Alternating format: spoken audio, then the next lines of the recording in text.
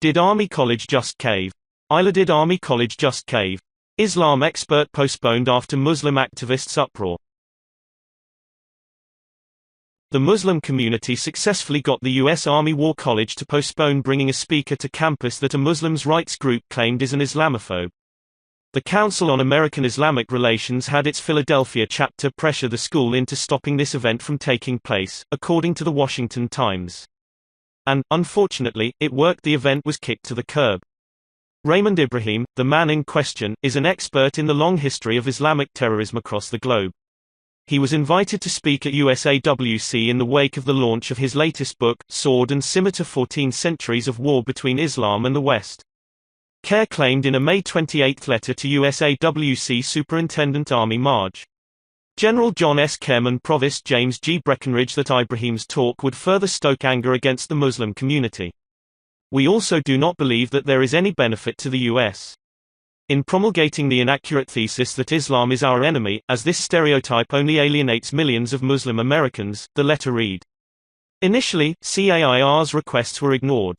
But when the Muslim civil rights group launched a scathing petition declaring Ibrahim, who is of Egyptian descent, an Islamophobe and stating that the school would enable white nationalism by inviting him, the USAWC almost immediately postponed the event. They are playing the race card, Ibrahim said in response to these allegations, The Washington Times reported.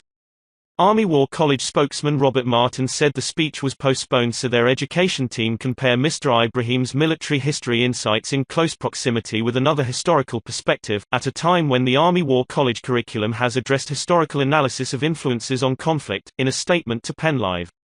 Ibrahim, however, argues that the college did not merely postpone the talk, but cancelled it entirely. Regardless of the baseless and hysterical nature of CARE's and its Islamist allies' allegations, on June 10, the U.S. Army War College caved into their demands and cancelled the event, the author wrote in a PJ Media article about the debacle.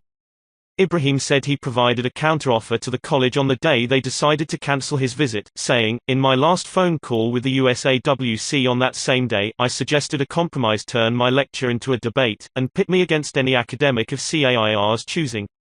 Even though I was under no obligation to make such a concession, it still wasn't good enough for the USAWC.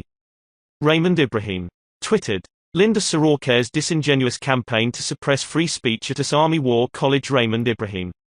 If an ethnic Egyptian and native speaker of Arabic, with verifiable credentials, whose extended relatives continue to be persecuted because they are Christian, can be characterized by Islamist groups with terror links as a racist and white nationalist, and if, of all places, the U.S. Army War College, as opposed to the average liberal college, can so easily capitulate to such patently deceptive tactics, the true motives of which are to keep the actual and troubling history between Islam and the West concealed from the military, know that the hour is late indeed, Ibrahim concluded.